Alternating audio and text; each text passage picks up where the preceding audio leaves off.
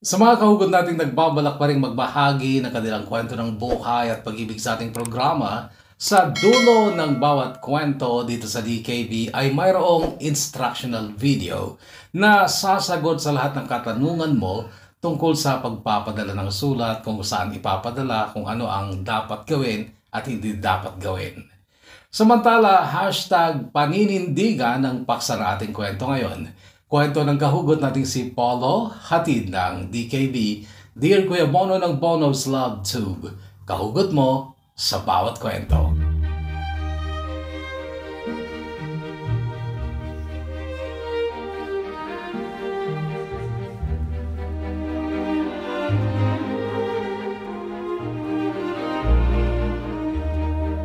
Dear Kuya Bono, may isang tao na nakapagsabi sa akin ng ganito: kapag ramdam mong imposible na ang lahat, magmakaawa ka sa Diyos. Pero ang taong iyon, Kuya Bono, ay siya rin ang nakapagrason sa akin ng ganito: hindi masama ang magnakaw kung hindi masasaktan ang konsensya mo.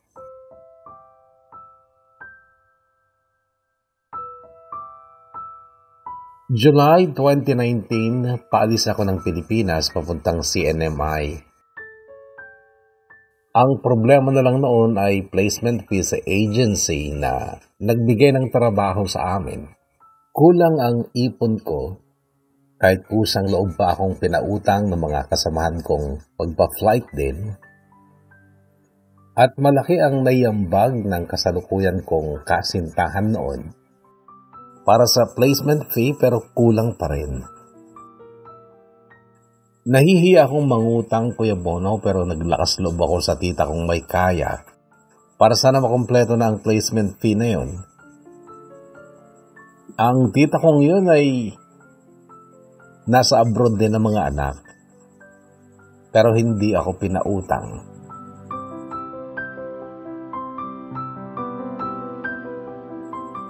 I was hopeless. Gustong-gusto ko mag-abroad para sa mga nakababatang kapatid ko at para na din sa mama ko para makabawi ako sa kanila, pero wala talagang mapagkuhanan ng pera. Noon ko naalala ang taong iyon at ang sinabi niyang kapag ramdam mong imposible na, magmakaawa ka sa Diyos. Hindi na ako nagsisimba simula nung mawala sa buhay ko ang taong iyon. Pero nung time nagipit ako, pumasok ako sa simbahan at nagsumamo nga ako sa Diyos. Pero sa halip na makadama ako ng pag-asang magkaroon ng solusyon ang problema ko, lumabas ako sa simbahan na magaan ng dibdib ko. Payapa ang isipan ko dahil natanggap ko na hindi pa panahon para makapag-abroad ako. Baka kakukulang pa yung mga pagsubok at pagtitiis ko at hindi pa panahon para guminhawa ang buhay namin ng pamilya ko. Bago ako matulog nung gabing yon, ay tinawagan ko ang manager namin at sinabi kong baka pwedeng bawiin yung resignation ko. Pumayag naman siya dahil nga 4 kaming nag-resign nung time na yon. Nakatulog din ako ng mahimbing nung gabing yon at kinabukasan ay pumasok na nga ulit ako sa trabaho. Pero pasado 10:00 ng umaga ay tumawag sa akin si Tita Leleng at ang sabi, Polo, solved na ang problema mo. Umuwi ka dito at tiyak makakakuha ka ng perang kailangan mo para sa placement fee mo. Kanino ko naman kukunin, Tita Leng? Nahiya nga akong mangutang eh. Hindi ka mangungutang, Polo, kundi tatanggapin mo lang yung bayad sa mga utang sa'yo. Utang sa akin? Wala naman akong pautang, Tita Leng ah. Akala mo lang wala, Polo, pero meron. Si Adela, dumating na at napakayabang. Lahat daw ng utang niya, babayaran niya ng doble. Ako nga binayaran na eh. Hindi lang doble, kundi triple pa. Kaya umuwi ka at tanggapin mo rin ang bayad sa mga utang sa'yo ni Adela.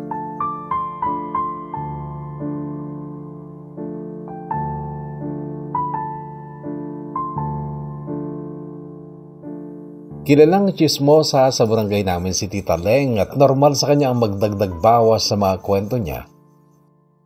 Nung time na yon ay nag-send naman si Nandi ng quotes. Uso yun noon sa text, pati yung mga chain messages. At si Nandi, mahilig talagang mag-forward ng mga quotes na kadalasan na hindi ko naman binabasa. Pero nung umagang yun ay nag-reply ako sa quote niya. Totoo bang nagpakita na si Adela? Ang reply niya ay, huli ka na sa balita. 1 linggo nang namamayagpag sa kayabangan niya si Adela dito. Hindi pa ako nakontento, Kuya Bono. Tinawagan ko ang nakababatang utol kong si Hiro pero hindi pa ako nakakapagtanong ay inunahan niya ako. Tol, andito na yung ex mo. Apakaangas pero lalong gumanda. Ba't di mo man lang tinek sa akin? Wala akong load, Tol. Tambay, di ba? Nakausap mo ba? Tinawag ako, hindi ko pinansin. Bakit? Wala lang, trip ko lang. Tapos, pinasabi niya kay Edong, pumunta daw ako sa bahay na nabili niya. Tumulong daw ako sa pagre-renovate at susweldohan niya ako. Hindi ako pumunta. Ba't hindi ka nagpunta? Chance mo na yan para magkapera. Tol, di ba galit tayo sa kanya? Lalo na ngayon, Tol, napakayabang. Hiro, matagal na yun. Pumunta ka, magtrabaho ka. Huwag mong yakapin na yung pagiging tambay mo. Hindi ako nagtaka sa pangit na komento ng mga kabarangay namin kay Adela. Dati, masasabi kong kami lang dalawa ng mama niya ang nakakaalam ng tungkol sa totoong ugali ni Adela. Kaya lang maging ang mama kasi ni Adela ay napuno ng galit at puot sa kanya. Isinumpa pa niya si Adela na parabang hindi ito nagmula sa sinapupunan niya. Sabi ni Hiro, ex ko na daw si Adela. Pero ang totoo, wala kaming formal breakup. Nilayasan lang niya ako noon, bigla siyang nawala. Pero that time, aminado ako na kahit kailangan ko ng pera, ay alam ko na hindi ako handang magkaharap ulit kami ni Adela. Lalo na't umaasa na sa akin si Nandi. Napakabait ni Nandi sa akin pero silosa siya at ayokong kahit konti sana ay masaktan ko ang damdamin niya. By the way, babae si Nandi, Kuya Bono. Fernanda ang buo niyang first name and that time na paalis sana ako papuntang Sianamay o Saipan. Ay 10 taon ng teacher si Nandi sa elementary school sa aming barangay. Isa siya sa nakapagpautang sa akin ng malaki para sa pang placement fee ko. Pero yun nga kinulang pa rin. At hindi ko siya inutangan, Kuya Bono. Kusang loob siyang nagpahiram sa akin dahil anyay para daw yun sa kinabukasan ko. In-emphasize niya yung ko at hindi niya sinabing kinabukasan namin dahil kilala niya ako at alam niyang hindi ganon ka-solid ang relasyon naming dalawa. Teacher siya, Kuya Bono, at dati naman na siyang matalino at siya yung babaeng naniniwala na lahat ay natututunan, maging ang pag-ibig. At noon ay umaasa siyang matututunan ko rin siyang mahalin, lalo na't matagal nang wala ang karibar niya sa puso ko na si Adela. Kaso nga biglang dumating si Adela at yung ganong senaryo noon talagang nagdulot sa akin ng pagdadalawang isip kung uuwi ako sa aming bayan at makipagkita nga kay Adela.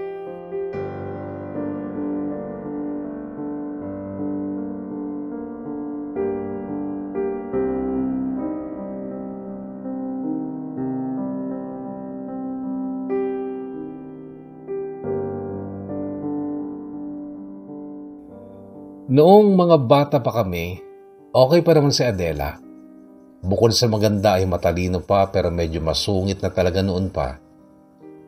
Gayunpaman ay wala akong ibang naging crush noong elementary kami kundi siya. Pero gaya ng ibang boys ay sinusupladahan lang din ako ni Adela. Sa kabilang banda ay wala akong kamalay-malay na may lihim palang nagkakagusto sa akin.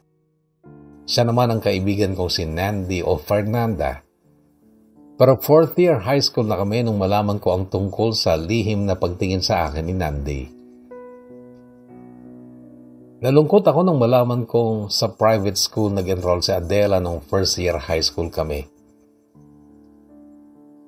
Noon ko pa naman sana sisimula ng panliligaw sa kanya kasi High school na nga kami. Gayunpaman, kahit hindi na kami schoolmates ay sa iisang barangay lang naman kami nakatira kaya naghanap ako ng pagkakataong makausap siya. Isa sila sa pinakamayaman sa aming barangay. Napakalaki ng bahay na minana ng mama niya sa mga magulang nito at hindi mahilig si Adela na maglalabas kapag araw na walang pasok. Hanggang sa biglang sumabog ang balita na nagbigti ang papa niya at namatay.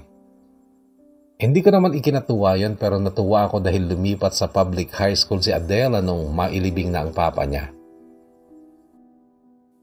Wala na kasi yung araw-araw na naghahatid sundo sa kanya. At ang public high school ay walking distance lamang. Kaya lang mas lumala ang masamang ugali ni Adela noon at wala siyang kaibigan ni isa. Parang nanlilisik lagi ang mga mata niya. Nakayoko kapag naglalakad. Lagi ko namang binubuntutan lalo na kapag uwian dahil naglalakad nga lang kami. Nasa katabing barangay lang kasi ang National High School kung saan kami nag-aaral. Lagi ko siyang kinakausap kapag nakabuntot ako sa kanya. Hindi siya nagmamadali kapag mag-isa ko lang na nakabuntot sa kanya. Pero kapag kasama ko ang mga kaibigan ko, mabilis siyang maglakad at hindi niya sinasagot ang mga tanong ko at hindi ako nililingon kapag kinakausap ko siya.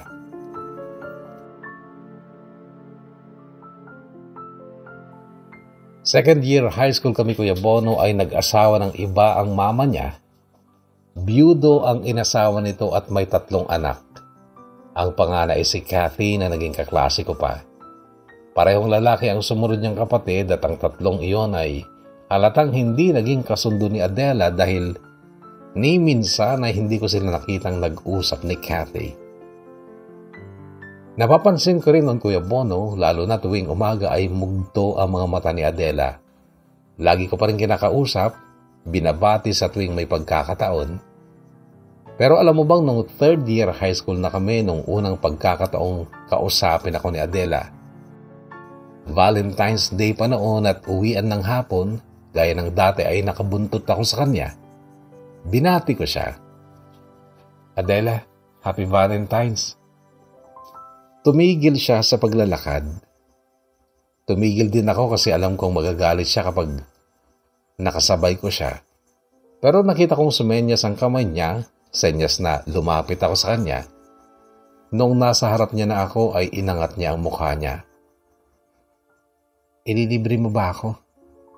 Ito ang narinig ko sa kanya. Oo. Sagot ko sabay lingon sa likod ko kung saan magkakasabay na naglalakad ang mga kaibigan ko sa di kalayuan. Wait lang ha. Sabi ko sabay takbo pasalubong sa mga kaibigan ko at isa-isa ko silang inutangan. Pati teacher ko inutangan ko noon dahil 50 pesos lang ang pera sa bag ko. Kay Nandi ako nakautang ng pinakamalaki noon, 150 pesos ang inabot niya at 20 pesos naman sa best friend niyang si Myra. Sa nalikom kong pera na utang ay nailibre ko naman si Adela sa burger machine. Medyo natatakot pa rin ako sa kanya noon kasi hindi pa rin humingiti at matatalim ang masulyap niya sa akin. Ni hindi kami nag-usap habang kumakain dahil parang umuurong ang dila ko. Gayunpaman ay sobrang saya ko pa rin noon Kuya Bono dahil nakasama ko for the first time ang childhood crush ko sa mismong araw pa ng mga puso.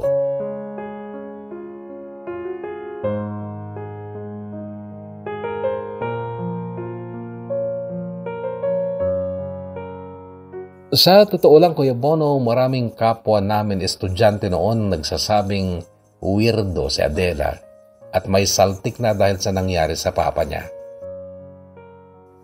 Hindi ko sila pinapakinggan pero dati pa naman kasi kahit nung elementary pa lang kami ay ilag na ako sa kanya. Kahit crush ko siya ay natatakot ako sa kasungitan niya. Ewan ko Kuya Bono kung bakit masyado akong nahumaling kay Adela. Simula nung high school na ako, alam kong mas marami nang magaganda pero para sa akin ay si Adela ang pinakamaganda. Habang tumatagal pa Kuya Bono ay lalong umaalab yung pagkagusto ko sa kanya at kahit hindi niya ako pinapansin o kinikibo, kulang talaga ang araw ko kapag hindi ko siya nakita o nabuntutan tuwing hapon na uwian galing ng eskwela. May isang hapon nga noon, nadaanan ako ng pinsan kong nakamotor. Pinangkas niya ako at ihahatid na lang daw ako sa bahay. Kaso nang pagdating namin sa harap ng bahay ay hindi ako bumaba sa likod ng motor at sinabi ko sa pinsan ko na ibalik niya ako sa kalsada dahil bubuntot pa ako kay Adela. Kaya nga that Valentine's Day nung third year kami sa high school, na ewan ko kung anong nakain niya ay nagpalibre sa akin, pakiramdam ko noon ay jumakpat ako sa loto. Hindi man masasabing date yon dahil hindi nga kami nag-usap, masaya pa rin ako. Dahil nung paalis na kami sa burger machine ay inabutan niya ako ng tissue. At doon sa tissue na yon nakasulat ang cellphone number ni Adela.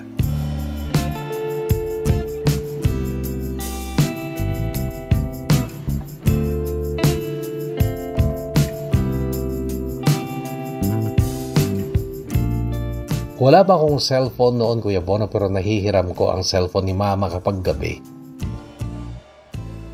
Broken family din kami, Kuya Bono.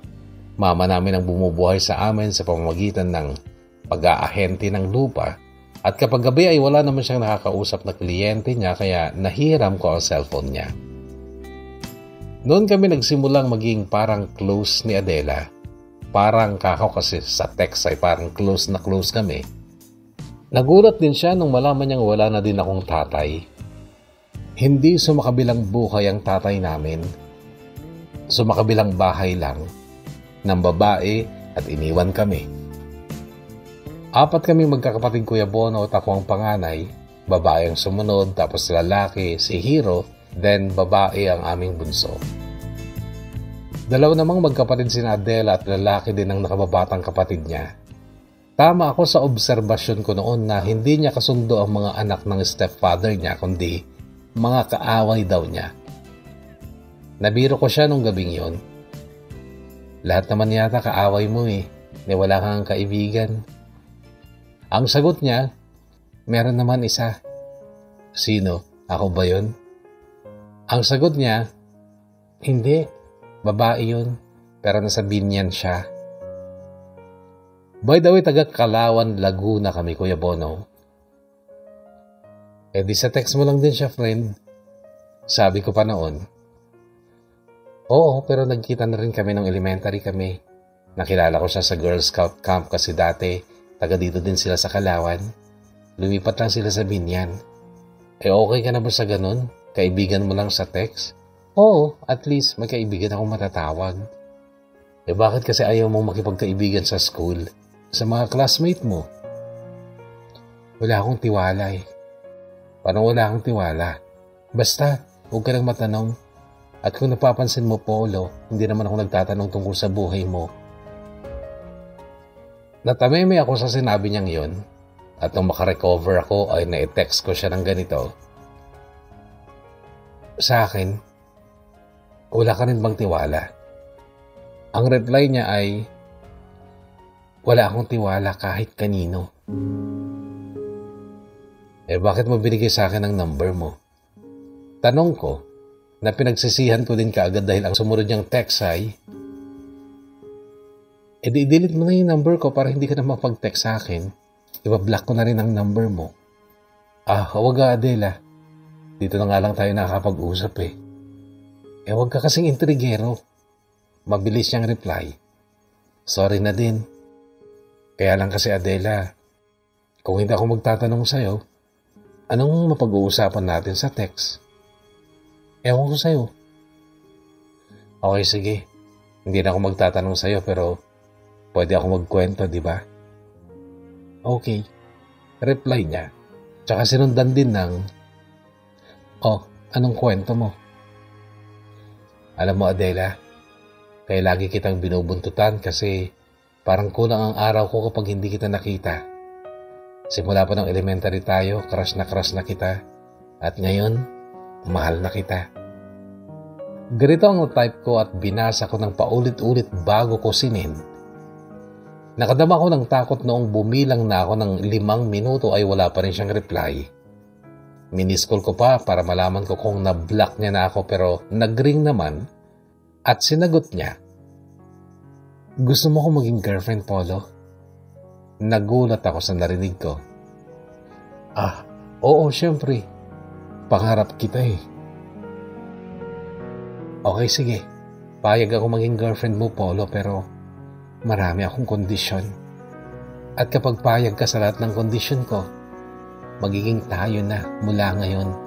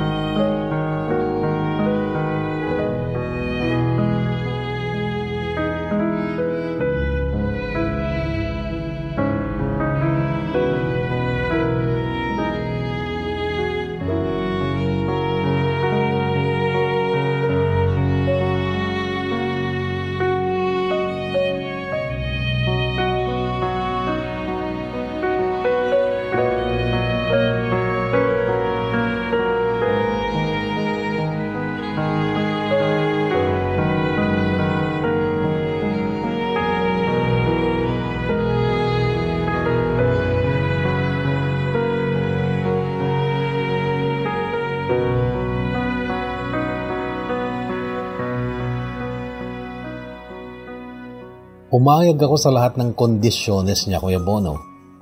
Ganun ako kadesperado noon sa kanya dahil ito yung mga kondisyon niya. Number 1, kami lang ang nakakaalam na kami na. Kasama na doon yung hindi kami magiging showy. Hindi ako sasabay sa kanya sa paglalakad. Dapat nasa likod lang niya ako. Lagi.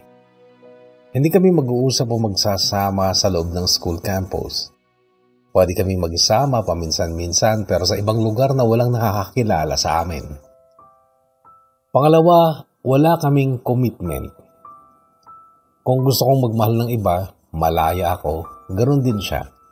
Pangatlo, huwag kaming mag-demand ng panahon ng isa't isa. Wala kaming obligasyon. Pang-apat, strictly no touching. Panglima, once na lumabag ako sa alinman sa mga kondisyon niya, break na kami. Gusto ko siyang tanungin noon kung bakit pa naging kami kung ganun lang din. Pero kaagad kong naalala na bawal nga palang magtanong. So yun, Kuya Bono, di ba? Napaka-desperado ko noon. Pero ang totoo, nagtiwala din ako sa sarili ko na kaya kong baguhin ang mga kondisyones niya, lalo na kapag nagtagal na kami. At iyon ang pinanghawakan kong challenge noon sa buhay ko.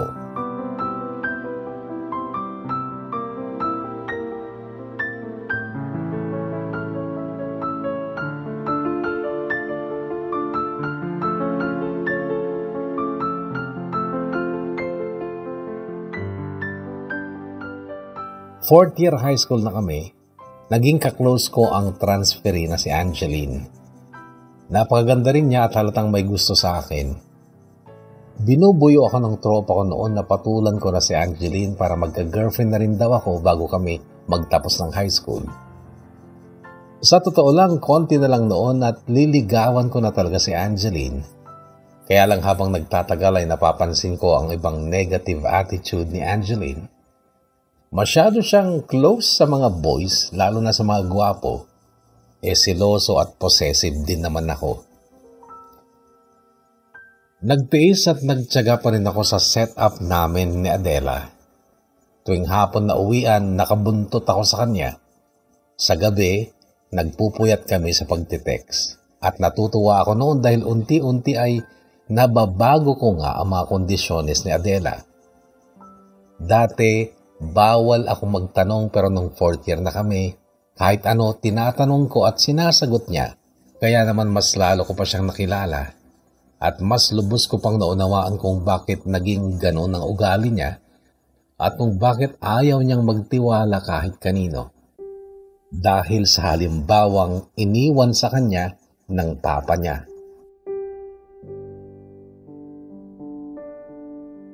Alam mo Kuya Bono, bago pala nag-big tea ang papa niya ay nagkausap pa sila ni Adela. Parang nagpapaalam daw kasi naghabilin na siya na huwag siyang basta-basta magtitiwala kahit kanino, kahit matalik na kaibigan pa niya, at mahalin niya ang sarili niya bago ang iba. Hindi raw pinansin ni Adela ang bilin ng papa niya noong araw na yon. Pumasok siya sa eskwela pero pag uwi niya ng hapon, nasa morgue na raw ang papa niya. Habang pinaglalamayan daw ang papa niya, noon niya naisip yung bilin ng papa niya sa kanya.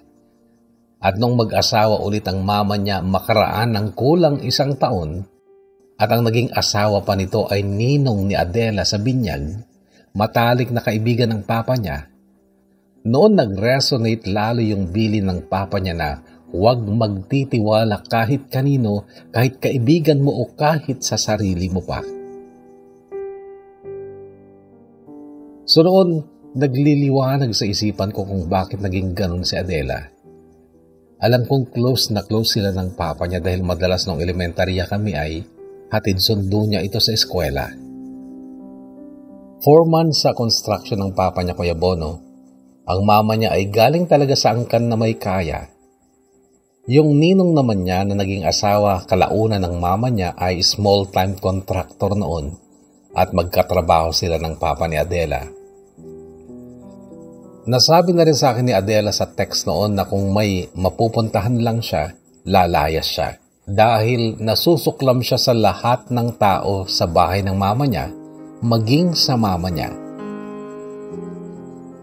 Ako naman kahit papaano noon ay napalaking maayos ng aking mahirap lang na magulang.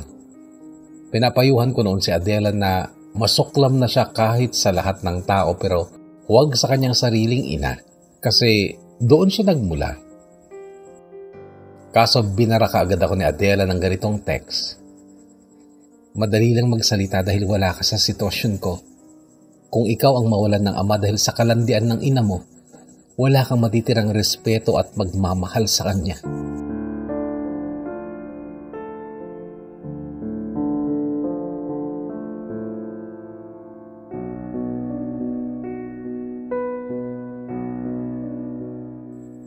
May isang gabing nag-break out siya, Kuya Bono.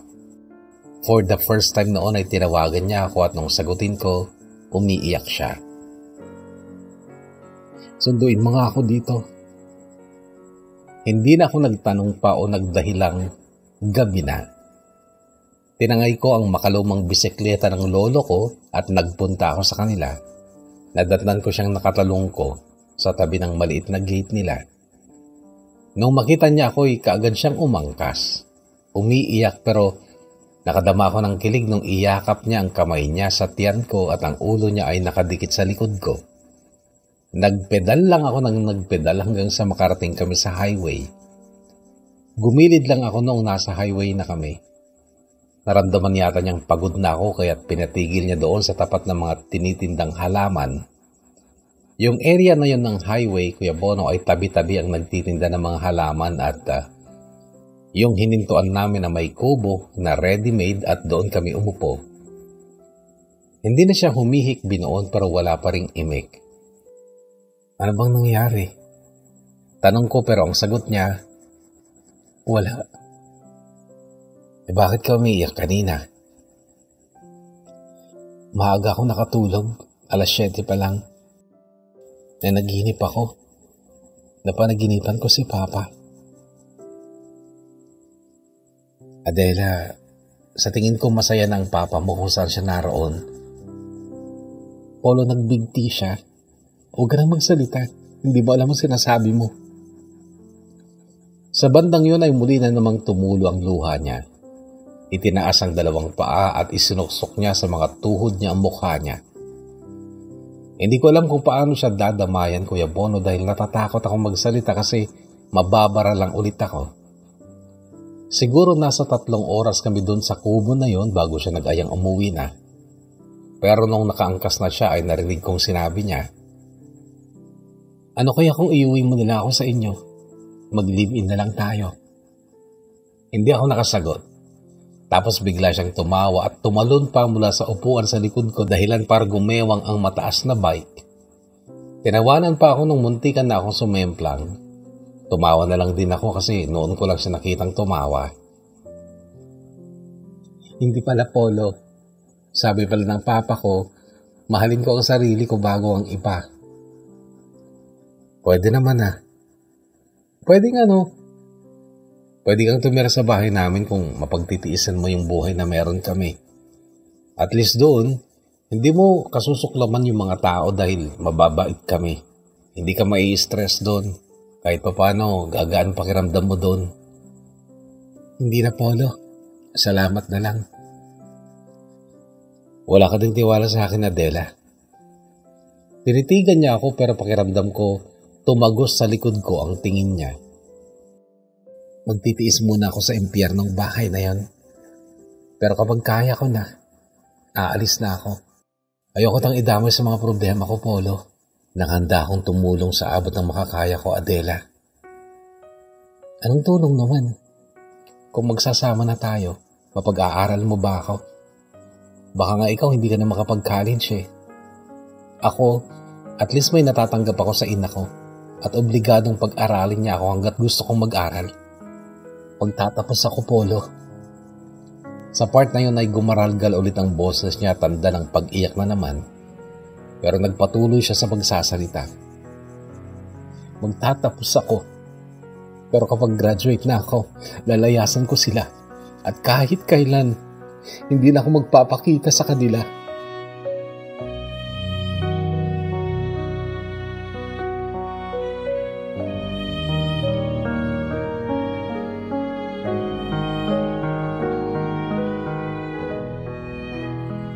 Nauunawaan ko ang sitwasyon ni Adela noon, Kuya Bono. Yung sobrang pagtitiis niya sa pagtira sa isang bahay na lahat ng kasama niya ay kinamumuhian niya. Para niyang sinusunog ang sarili niya dahil sa galit sa puso niya. Graduation namin ng high school, Kuya Bono, hindi siya nag-attend. Buwan ng Mayo, sabay kami nag-release ng mga credentials namin mula sa aming school. Gusto niyang mag-aral sa Maynila noon pero hindi siya pinayagan ng mama niya. Sa Calamba siya napayagan. Nag-enroll siya ng BS Accountancy sa University of Perpetual Help, Calamba. Ako naman ay kumuha lang ng plumbing course na TESDA sa PUP, Calauan. Patuloy pa rin ang pagtiteksan namin ni Adela noon kahit magkalayo na kami. Believe ako sa kanya, Kuya Bono, kasi halos puro math ang major subjects niya at ang sabi niya, binubuhos daw niya ang gigil at sama ng loob niya sa math. Mahina ako sa math, Kuya Bono. Actually, kahit sa ang subject naman eh. Kaya nga, nag-test na lang ako. Si Adela, inobliga ng mama niyang umuwi ng Calauan tuwing weekend para kunin ang weekly allowance niya. Kaya napipilitan pa rin siyang umuwi. Sa text niya, pinaparamdam sa akin yung inis niya dahil linggo ng hapon pa daw inaabot sa kanyang allowance niya kaya napipilitan siyang matulog pa rin ng Sabado ng gabi sa bahay na itinuring niyang impyerno. Minsan noon, Kuya Bono, madaling araw pa namang magka-text kami ay kinilabutan ako sa kanya. Umupo daw siya sa parang hallway sa taas ng bahay nila. Yung daanan sa pagitan ng mga kwarto at nakatingala doon sa parte kung saan nagbigti ang papa niya. Ini-imagine daw niya kung paano nakabitin ang papa niya doon. Hindi kasi niya nakita yung tagpong yun na nagbigti ang papa niya dahil nasa school siya noon. At pinalayas ng mama niya ang katulong na nagtangkang magkwento kay Adela ng tungkol sa kung paano nito nakitang nakalambiti ng papa niya sa kisame ng hallway. Maraming pagkakataon talaga, Kuya Bono, na nararamdaman ko ang kawirduhan ni Adela noon. Nakadama din ako ng takot na baka tuluyan siyang masiraan ng utak dahil sa pagtitiis na dinadanas niya sa bahay ng mama niya.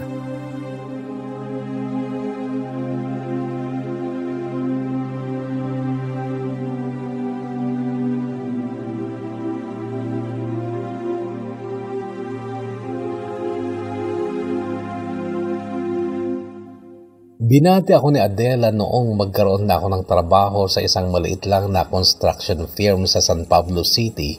Katabing syudad lang ito ng bayan namin, Kuya Bono. Naging assistant tubero ako nung una. At nai-apply ko naman yung diplomang nakuha ko, plumbing NC1 at NC2. Noong third year na si Adela, nawalan siya ng kontrol sa damdamin niya at nakaaway niya na mismo ang mama niya at panganay na anak ng asawa ng mama niya, si Kathy. Matinding away daw yun at naging physical si Adela kay Kathy. Yun ang dahilan kung bakit hindi na siya binigyan ng pera ng mama niya at sinabihan daw itong magtigil na lang sa pag-aaral at bahala na siya sa buhay niya. Hindi siya nagtigil, Kuya Bono. Nagtrabaho siya sa Jollibee noon para lang mapag-aral ang sarili niya pero nahirapan siya. Hindi na siya nakakapag-text sa akin noon at sobra ang naging pag-aalala ko sa kanya. Pinuntahan ko siya sa Calamba pero bawal pala ang lalaki sa boarding house nila. May trangkaso pa siya noon pero hindi ako pinayagang makapasok para makita siya. Lumabas ang isang roommate niya at sinabi nitong tawagan ko na lang daw si Adela dahil wala siyang load. Tinawagan ko nga kahit nasa harap lang ako ng boarding house nila. Hindi ko na kaya, Polo. Sumusuko na ang katawan ko. Halos pabulong lang na sabi niya dahilan para lalo akong mag-worry, lalo akong mag-alala. Muli kong binatingting ang bakal na pinto at lumabas ang landlady nila. Nagmakaawa ako, Kuya Bono, na madala ko si Adela sa ospital pero ang tigas ng babae. Kaya ang gigil na sigaw ko sa kanya ay, pag namatay si Adela, kasalanan mo. Natakot sa Kuya Bono kaya pinapasok din niya ako. Napagkausapan ko rin ang isang roommate ni Adela na tumawag ng sasakyan para madala ko si Adela sa ospital.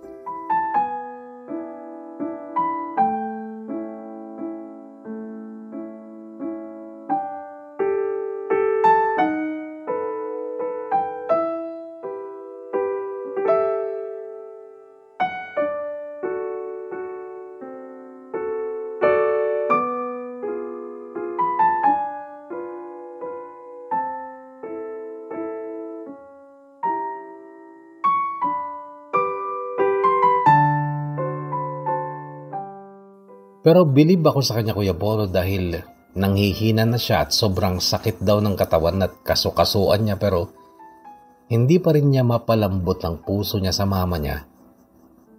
Sabi ko kasi, ipaalam na namin sa mama niya ang kalagayan niya pero ang sabi niya, kahit mamatay ako, Polo, ayokong tatanaw siya sa kabaong ko.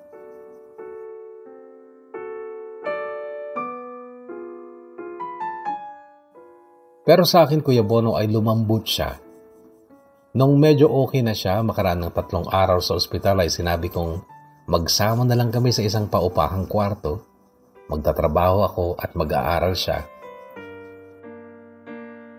Malambing ang titig niya sa akin noon at bahagya pang ang ngumiti.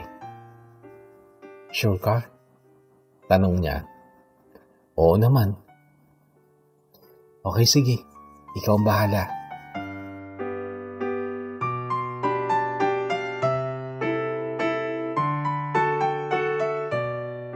Noong oras ding yung Kuya Bono ay naghanap ako ng room for rent at parang may guardian angel na sumama sa akin noon dahil unang inquire ko ay okay na kaagad at kay bait pa ng may-ari ng paupahang kwarto. Hindi pa gaanong mabigat ang renta.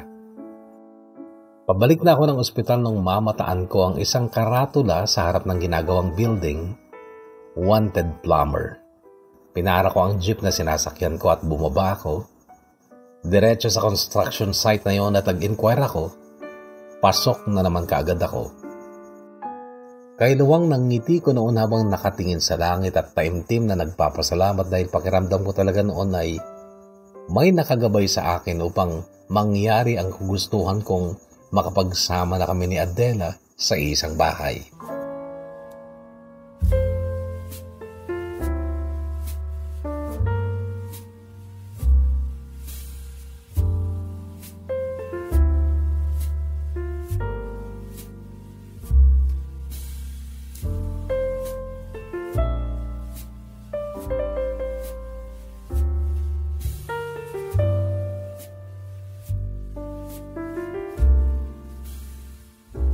Isang linggo pa lang namin sa kwartong yun, Kuya Bono, ay kusang ipinagkaloob sa akin ni Adela ang kanyang katawan.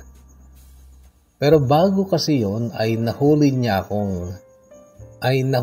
akong nagsasariling sikap sa ibaba ng kama.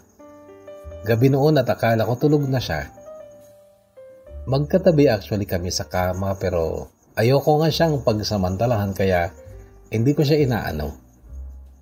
Pero bilang isang lalaki syempre, nag-iinit ang dugo ko lalo na't katabi ko siya sa pagtulog. So yun isang gabi ay hindi ako nakatiis. Kailangang maglabas ng init ng katawan kaya't bumaba ako sa sahig kasi hindi pwede sa kama. Yuyug-yug yun at magigising siya.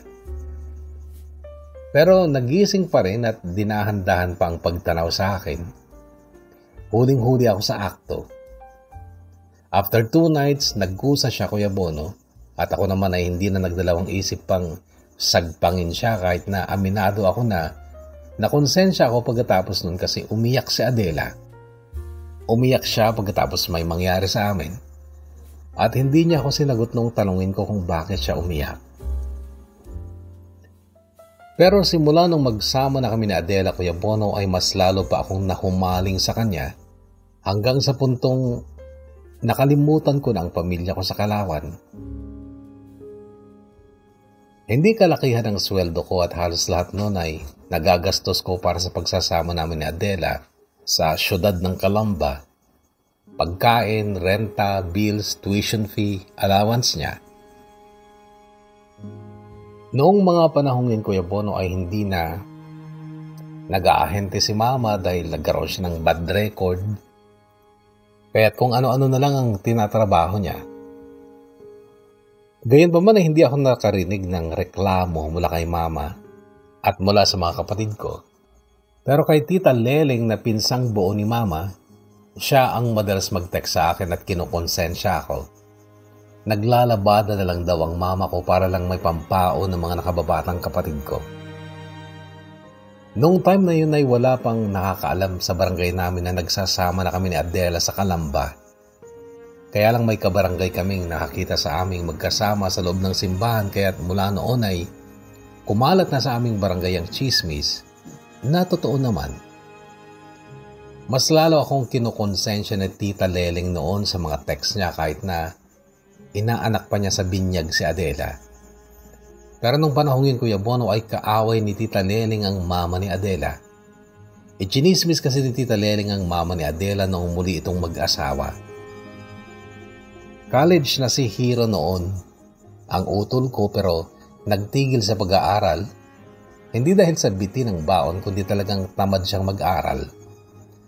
Inutusan ko siyang pumasok sa construction para makatulong sa mama namin. Close kami ng utol ko, Kuya Bono, kaya't hindi na ako nakarinig ng reklamo o panunumbat mula sa kanya. At siya pa ang unang galit na galit noong bigla akong iwanan ni Adela.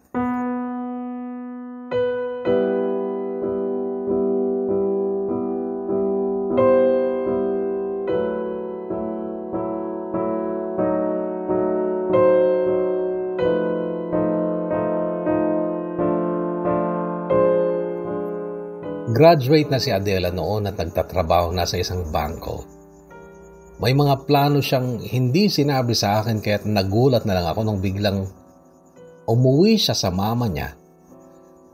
2 araw siya sa bahay nila. Sa totoo lang, ikinatuwa ko yon dahil inisip kong magkakaayos na sila ng mama niya. Kaya lang ay sobra ko ding ikinagulat noong dumating sa boarding house namin ang katrabaho niya at sinabing hindi pa raw pinipirmahan ng boss nila ang kanyang resignation kaya kailangan pang pumasok ni Adela. Nag-resign siya? Gulat na tanong ko noon sabay dial sa number ni Adela pero hindi niya sinasagot. Pumasok ako sa trabaho ko ng umagang yon. Dati hindi ako umuwi ng tanghali. Sa project na ako kumakain pero sinadya kong umuwi ng tanghalian dahil baka madatnan ko si Adela sa boarding house pero sulat sa ibabaw ng kama namin ang nakita ko.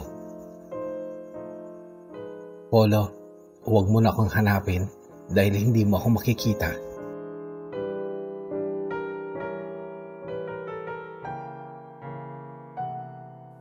Kasunod doon, Kuya Bono, ay paulit-ulit na nagri-ring ang cellphone ko. Si Tita Leleng ang tumatawag at ikinagulat ko ang mga sinabi niya. Nagnakaw daw si Adela ng mga mamahaling alahas ng mama niya. Nasaan siya, Polo? Nangutang din sa akin eh. Tapos itinakas pa niya yung mga diamante at ginto ng mama niya. Ano bang nangyayari kay Adelaida, Polo? Kagad ko ring tinawagan si Adela. Sinagot naman niya. Nandito na ako sa airport, Polo. Patawarin mo ako. Kailangan kong lumayo. Bakit? At saka ano yung kwento ni Tita Leleng? Inutangan mo daw siya at tinakas mo raw yung mga alahas ng mama mo. Totoo yun, Polo. Ano? Adela, pag nanakaw yung ginawa mo, masama yan. Hindi ka ba nakukonsensya? Sarili mong ina, ninakawan mo. Polo, hindi masama ang magnakaw kung hindi masasaktan ang konsensya mo. Kulang pa nga yung kinuha ko eh. Nakita ko pa yung titulo ng lupa ng papa ko. Kinuha ko din.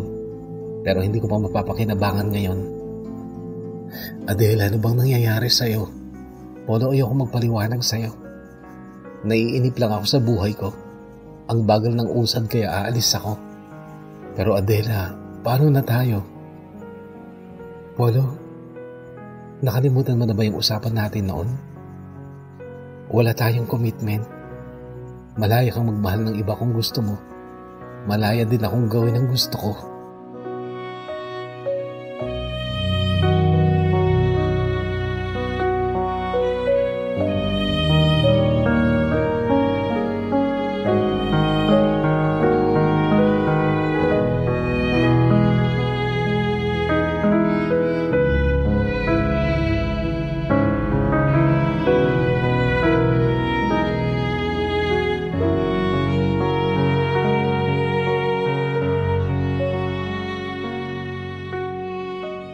Eleven years, Kuya Bono, na nawala si Adela. June 2008 noong umalis siya, muli siyang nagpakita noong July 2019 na siyang panahong may chance naman ako makapag-abroad sa CNMI o sa Saipan. Pero problema ko nga ang pang-placement fee ko. 34 na kami pareho ni Adela noon. Nakadalawang relasyon na rin ako, parehong live-in partner pa na hindi nagtapos sa kasal. And that time ay hindi ko namamalayang may relasyon na pala kami ni Nandi o Fernanda na kababata at kabarangay ko. Nangyari lang yun nung nakainom ako sa birthday ng anak ni Nandi, anak niya sa pagkadalaga. At hindi ko namamalayang napagbalingan ko si Nandi at sinagot din niya ako kaagad nung gabing yun. Mahalaga si Nandi sa akin, Kuya Bono, pero wala akong sapat na damdaming espesyal para sa kanya. At alam niya yon. Kaya lang pinanindigan ko na lang din yung relasyong nabuo sa pagitan namin na hindi ko sinadya. Napahiram din ako ni Nandi noon ng malaking halaga para sa placement fee ko pero kulang pa rin. Hanggang sa sumuko na nga ako at nagdesisyong huwag munang mag-abroad dahil kulang naman ang pang-placement fee ko at show money. US territory kasi ang CNMI, Kuya Bono. At yun nga, tinawagan ako ni Tita Leleng at sinabing dumating na si Adela pero napakayabang daw. Binayaran daw siya na Adela ng triple sa nautang niyang 3,000 pesos 11 years ago. At sabi pa ni Tita Leleng ay umuwi daw ako at singilin ko rin si Adela para may pangpuno ako sa placement fee ko. Pero wala akong natatandaang utang si Adela sa akin. Linggo kinabukasan noon ay umuwi nga ako. That time kasi, Kuya Bono, ay naging loyal ako sa kontraktor naming boss sa Calamba. Yun pa yung kumpanyang napasukan ko noong nagsama kami ni Adela. So umuwi ako ng Kalawan. Hindi upang maningil o tumanggap ng kahit ano mula kay Adela, kundi upang makita ko lang siya. Hindi ko kailangang makaharap siya. Sapat na sa akin yung matanaw man lang siya. At hindi ako excited, Kuya Bono, dahil 11 taon nang lumipas at wala na sa puso ko yung dating maalab na pag-ibig ko para sa kanya. Araw yun ng linggo, ngunit may trabaho sa bahay na nabili niya. Maraming kalalakihan ang naglilisawan sa harap ng bahay na nire-renovate. Ito ay nasa bungad lang ng barangay, malapit sa elementary school kung saan kami nagtapos. Ako, si Adele at si Nandi. Hindi ko pa rin maunawaan noon kung bakit gusto pa rin si Adela. Hindi ko pa rin maunawaan noon kung bakit gusto pa rin ni Adela ang tumira sa aming barangay kung big time na siya. Ano na naman kaya ang plano niya? Nung nasa tapat na ng nabiling bahay ni Adela ang tricycle na sinasakyan ko, kapansin-pansin din ang bagong Monterong nakapark sa gilid ng kalsada, kulay puti at doon ako sa sasakyan na yun nakatingin nung may sumigaw sa pangalan ko. Isa sa mga lalaki sa harapan ng bahay ang sumigaw at sa boses na yun ay alam kong galing ito sa utol kong si Hiro. Nakita niya ako. Mga nakatakip kasi ang mukha ng ilan sa mga trabahador. Nahulaan ko mga binata ang mga nakatakip ng mukha dahil ayaw umitim dahil sa sikat ng araw. Hindi ko pinara ang tricycle na sinasakyan ko kahit paulit-ulit ang sigaw sa akin ni Hiro. Dumiretso ako sa bahay namin pero ilang minuto lang ay pumarada sa harap ng bahay ng mama ko ang puting Montero. At halos sabay na bumaba sina Hiro at Adela.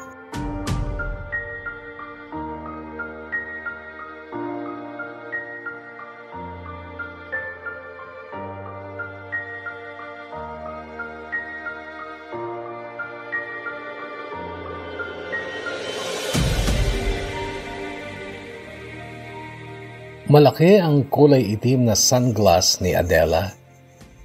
Lumutang ito dahil sa mumuti at maganda niyang mukha. Naka-t-shirt lang siya noon ng puti at nakabantalon ng maong.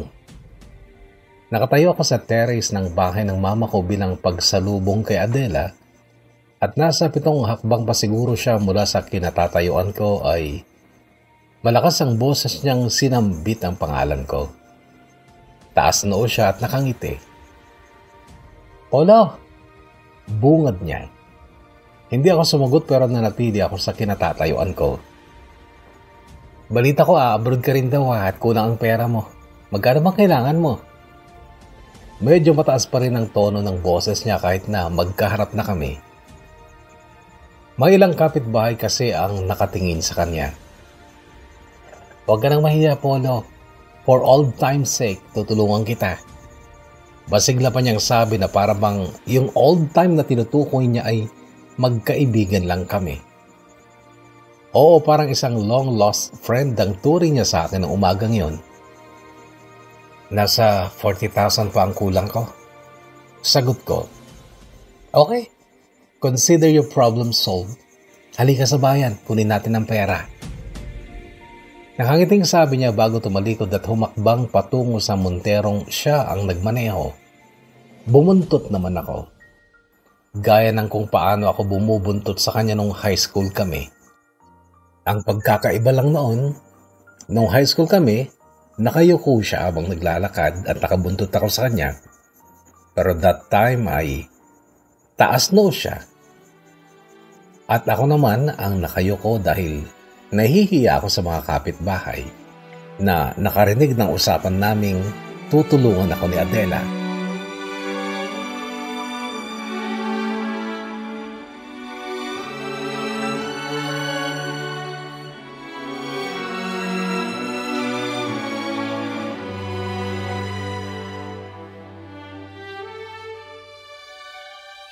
Sa kayabangan niya Kuya Bono ay nagbago ang plano ko. Yung dati gusto ko lang siya makita o matanaw, na bago nga at naisipan kong patulan lang ang alok niya. Pero hindi ko yon itinuring na bayad niya sa kung anuman kundi utang. Ako ang uutang sa kanya. Sumakay ako sa Montero niya, pero sa loob, nung nagmamaneho na siya papuntang bayan ay wala siyang imik. Manaka-naka ay napapalingon siya sa akin mula sa driver's seat. Ako ay nasa passenger seat at umid ng dila gaya noon. Hindi ko magawang magtanong ng kahit ano. Para talaga kaming bumalik sa sitwasyon namin nung high school kami. Sa 15 minutong biyahe mula baryo hanggang bayan ay natanong lang niya kung anong magiging trabaho ko sa Saipan at sinagot ko naman ng, gaya din ng trabaho dito, plumber. Tumango-tango lang siya pagkasagot ko ng tanong niya hanggang sa pumarada siya sa harap ng isang mahabang apartment. Halika, sabi niya matapos patayin ang makina. Bumaba rin ako at muling bumuntot sa kanya sa pagpasok sa gate ng isang unit ng apartment. Dito kami pansamantalang nakatira. Casual niyang sabi pagpasok namin ng gate. At habang papalapit kami sa main door ng apartment ay naririnig ko ang masayang boses ng mga bata. Malalakas ang pagkalampag ni Adela sa pintuan, kasabay ng paulit-ulit at malakas na pagtawag sa pangalang Pao. At nakangiti siya. Bumukas ang pinto, isang batang lalaking nasa edad 11 o 10 ang nagbukas. Pero kaagad kong napansing may mas maliit pang batang lalaki ang nagtatago sa likod ng batang mas malaki. At nahulaan kong ang plano nito ay gulatin si Adela. Kaya lang nakita ko ng batang mas maliit na wala ang ngiti sa mukha niya. Paulo. Napalingon ako sa mukha ni Adela. Ito si Paulo. Sabi niya sabay hawak sa balikat ng mas malaking batang lalaki. Anak ko sa'yo. Ikinagulat ko yun sabay titig sa mukha ng bata. Then balik sa mukha ni Adela. Buntis ako nung iwanan kita 11 years ago. Hindi ko lang sinabi sa'yo kasi wala akong planong madelay yung pag-alis ko. At eto na siya, Paulo. Si Paulo.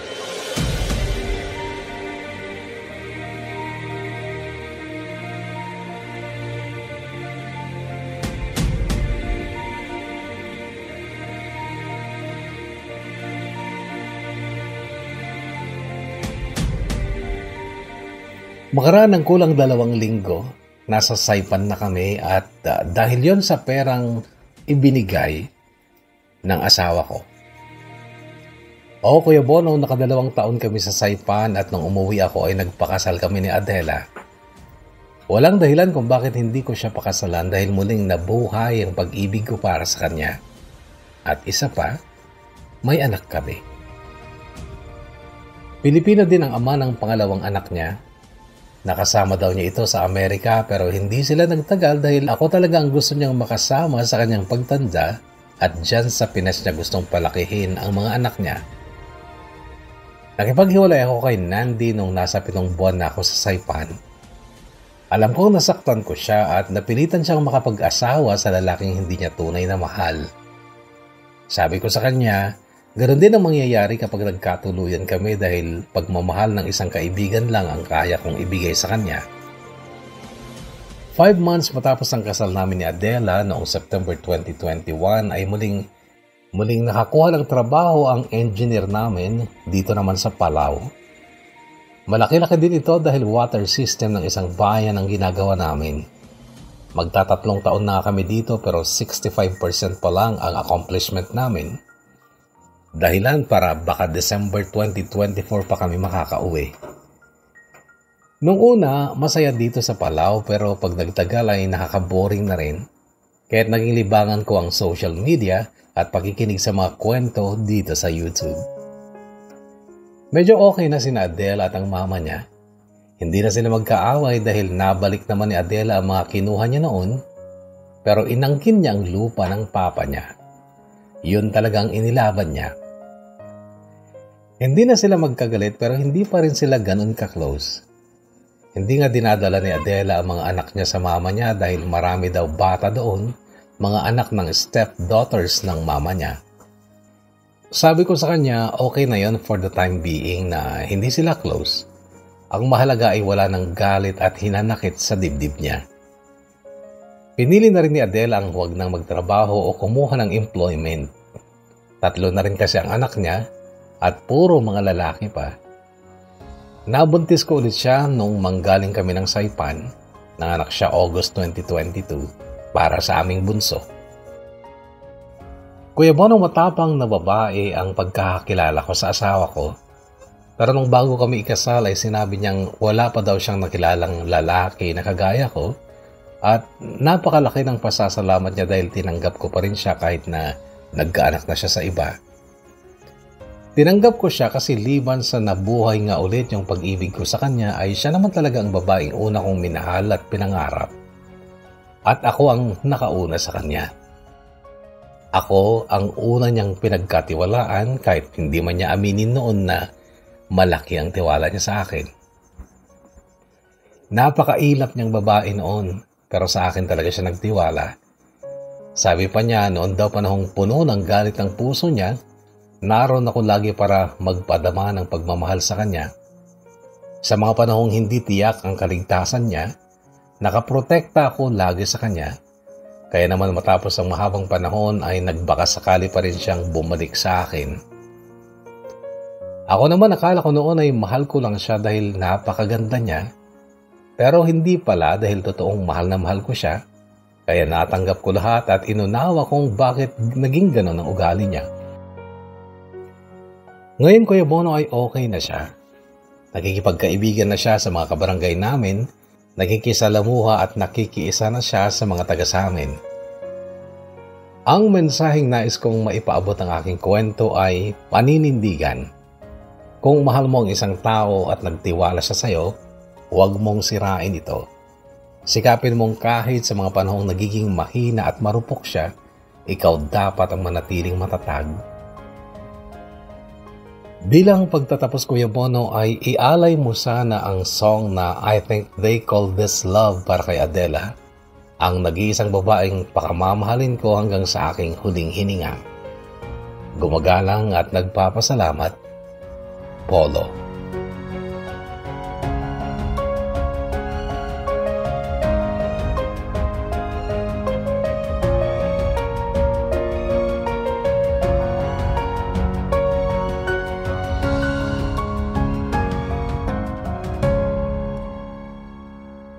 So, hashtag paninindigan, okay na sana kahugot na Polo ang paninindigan mo sapagkat kahit na nagkaasawa na siya ng iba, nagkaanak sa iba, ay pinakasalan mo pa rin dahil ikaw nga yung unang pinagkatiwalaan at meron kang anak sa kanya. So, pinakasalan mo pa rin. Nagkaroon lang ng butas ang paninindigan mo sa part ni Fernanda. Kasi, ang lalaking may paninindigan siguro ay hindi papatol sa isang babaeng hindi niya tunay na mahal. Dahil lamang siya'y nakainom. So medyo nabali ka ng konti o nabali yung paninindigan mo doon. Gayon pa man ay napakaganda ng iyong kwento at bilib pa rin ako sapagkat yung babaeng pinangarap mo talaga ang napakasalan mo at kapiling mo hanggang ngayon. Hangad namin ang kaligayahan sa inyong pamilya, kahugot na Polo. At again, maraming salamat. Ngayon sa ating mga shoutout, Laika Kadawan, shoutout to you. Ganun din kay Divine Maurice Corpus, Lanilin Lawigan, Ate Selfa Uso ng Tumawini Isabela mula kay Rayma Rogel of Delaware, Sheena May Sabado of Cabarugis Quirino, Vishal Tumbali Kabagwan of Hong Kong, shoutout to you. Shoutout sa mga friends ko dito sa Hong Kong, sina Jane Amugawin, Marilyn, Maria Teresa at sa mga kamag-anak ko dyan sa Malasin, Burgos, Isabela, sina Ate Merlin Vargas at mga anak na sina Maricel Dayan at sa mga ate ko sa Santiago, Isabela at si Lita Bayawa at Vilma Briones from Nora Arcadio Adluz Carino of Hong Kong from Nueva Ecija. And Jake Kusipag of Singapore, shoutout to you. Ganun din kay Catherine Pabiling of Kawayan City. May Marafo, shoutout to you. Alicia May Malilin, Princess Ilona Jane Abalos, shoutout to you. Lola Lilia Bawa ng Hong Kong from Pretty Nisa. Ma'am Emilita Marcelo of Porac, Pampanga, shoutout po. Mula naman sa Facebook, Jonadel Fariñas of Gimba, Bart Ryan Kervin Tomas, shoutout to you. Maraming salamat. Anli Gayu, Susan Galiabo Viernes. Ganun din, Jen Baruga Mangulat, shoutout to you. Pa-shoutout po Kuya Bono sa Adatu family dyan sa Kalilawan, Solano, Cagayan at sa dalawang anak kong sina Crizel at Princess Ganaban. Greetings from Crizel Faye Marceline of Riyadh, Saudi Arabia. Odette Balacanao of Saudi Arabia, shout out to you. Ganun din kay Phrase Q Bonilla of Dole Region 2, Tuguegarao City. Sa mga hindi nagpa-shoutout, agahan ninyo kasi first 20 ang ating isa-shoutout. Muli mga kahugot na naglaan ng oras, maraming salamat sa inyo. Stay healthy, kahugot, stay safe, and God bless us all.